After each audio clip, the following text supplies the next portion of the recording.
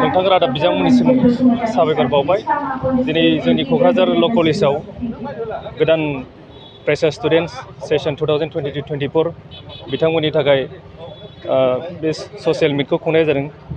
बेवहाय जोंहा मर्निं फुं समाव दंमोन मेन गेट आरो बाउन्डारि वाल इन'ग्रेसन सेरेमनि।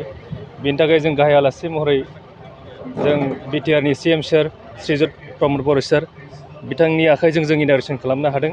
बेनि थाखाय बिथांसिम साबायखर बावबाय आरो बिथांजों लोगोसे बे हाबाफारियाव बाहागो लाफैनो हादों जोंहा MLA लरेन्स इस्लारि सार बिथांनिसिमबो जों गोसो गोरबोयै साबायखर बावबाय आरो बिथांमोनजों लोगोसे जोंहा MCLA सार बिथां मानब सेत्रि बिथांमोननो जों फैनो हादों।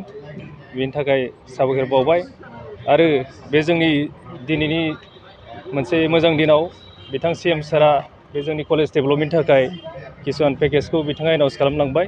बेनि थाखायबो आं कलेजनि जानानै प्रिन्सिपाल IC जानानै आंनि गोसो गोरबोनिफ्राय साबायखर बावबाय आरो आसा खालामो फैबाय थानाय समाव जोङो बे जोंनि कलेजनि जिमान इनफ्रास्ट्राक्चार डेभेलपमेन्ट रिकुवारमेन्ट दङ बेखौ जों बे बिटिआर CM सारनिफ्राय जों मावफुंनो हागोन होननानै बिथांनिफ्राय फान्डिं मोनगोन होननानै जों जेब्लायबो आसा खालामबाय आरो आसा खालामो।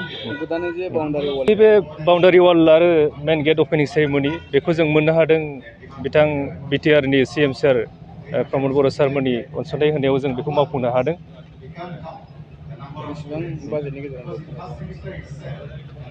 एक्जेक्ट बाजेटआ बेखौ आं बुंनो हाला, जिखुनु बेयाव एराउन्ड 90 लाखसो थांदों आंनि आन्दाज।